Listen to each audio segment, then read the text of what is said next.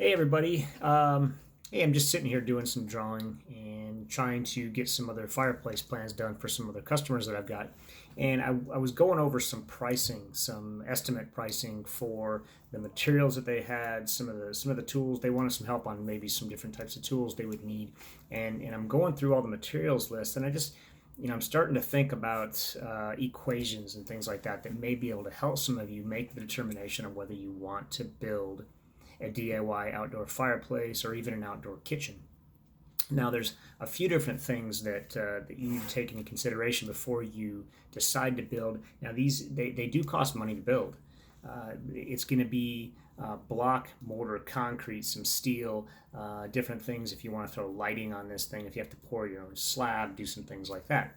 Now, a couple things to take into consideration if you're going to build any kind of a large fireplace, and when I say large, I'm talking about 15 to even 20 feet wide, storage voids in the side of the firebox, 8 feet tall, 10 feet tall. If you're going to build something that's that large, you are probably looking at, with the steel, the mortar, the concrete, things like that, you're probably looking at the ballpark for the rough materials at about $850 to $1,000. Now, take into that does not include the slab or the foundation that the structure sits on, and that does not include finished material. So the finished material is going to be your veneer. Are you going to stucco and paint this? Are you going to put a mantle on this? Or what type of horizontal material are you going to put on? Are you going to use flagstone? Are you going to use granite? That's super expensive. You're going to use granite. If you've ever done a kitchen countertop, you know how expensive granite is. Are you going to be adding anything else to this structure like fancy stone, anything else that would be a finished material? So let's just say that you have about $1,000 worth of materials, and that's for the rough materials. That's going to include all your block, your mortar, your concrete, your steel, and your fire brick. Now, if that was going to be about $1,000, what would it cost for you to pay a construction company? And I've over the years, I've really paid attention to this, because that is why that we're in business as a DIY company. And it's because if you spend about $1,000 in materials, you are probably looking at 6 to 7 times your materials plus 10%. So if you do the math, let's just say you have $1,000, that's going to be between $6,000 and $7,000 worth of build plus another 10%. So let's just say $6,000 plus 10% is $6,600 to have a construction company build something, or just round it out to 7,000. And that's if sometimes if they don't even pour the slab, it could be $7,000 versus the $1,000 that you would spend, and get your fingers dirty, get tired, get dirty, get out there and do it yourself using a construction plan, and you can do it yourself for literally 15% of what it would cost for a construction company to build it. And you can do a great job with it too. So if you were to want to build an outdoor kitchen, there's other things that you can do as well. So if you want to use a drop-in grill, so there's about 3 different options. The first one's going to be a drop-in grill. These things can be anywhere from $500-$600 to several $1,000s just for the grill. They're very nice. They cook fantastic. Most of them are propane or natural gas. So those are almost always drop-in, where they use the countertop to support the grill. So you would need, at that point, you would probably need a grill door, the grill itself, all the building materials, the countertop materials, a lot more countertop material on a grill sometimes than there is a fireplace. And then you're going to probably want to maybe put electrical in the structure. You may want to put a refrigerator in there. You may want to put a burner in there. You may want to put an ice chest or a sink or something like that. So that all starts to add up.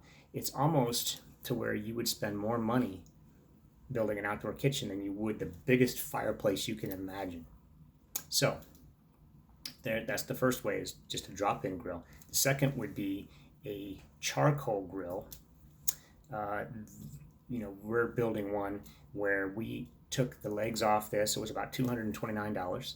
We got it at Lowe's, and we got all our block at Lowe's, and we built the entire structure with a raised bar on an L-shaped, about 8 feet outside dimension on both sides, and that was about a 900 or an 850 to $900 structure. That included lights, the grill door, all the counters, the entire block work, all the slab, because we poured our own slab, and it included all the steel, and it included everything that we needed to finish that structure.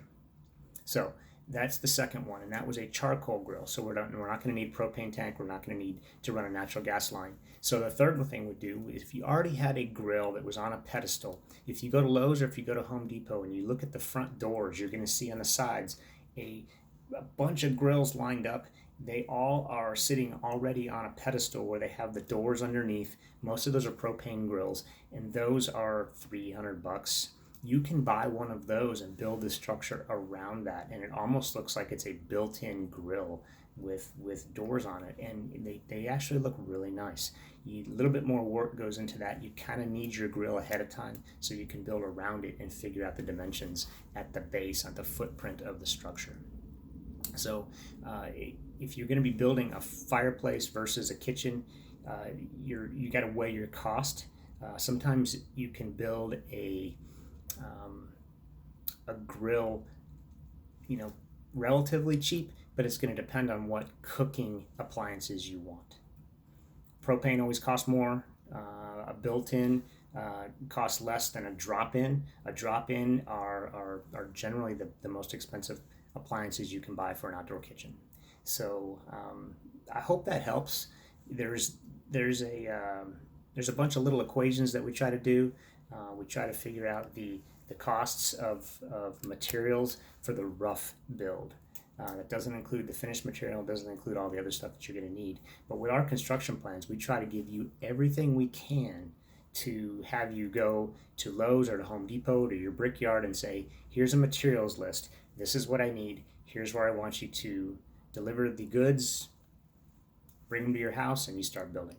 So if you're interested in an outdoor fireplace or an outdoor kitchen, you contact us. Call Dan, that's me, and I'd be happy to sit down with you figuratively over the phone and figure out what you have, get you pictures of your backyard. If you want something custom designed, we can design something to fit your space. We can design something to fit what you have available for a build area in your backyard. And we can turn your backyard into an oasis, into a backyard destination, into a party area.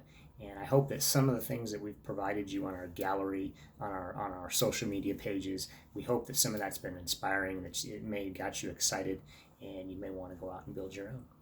So I hope you have a great one. I hope you learned something. We always want to make sure you have as much information as you can before you make the decision to build. So have a good one. Happy building, and we hope to hear from you. Take care.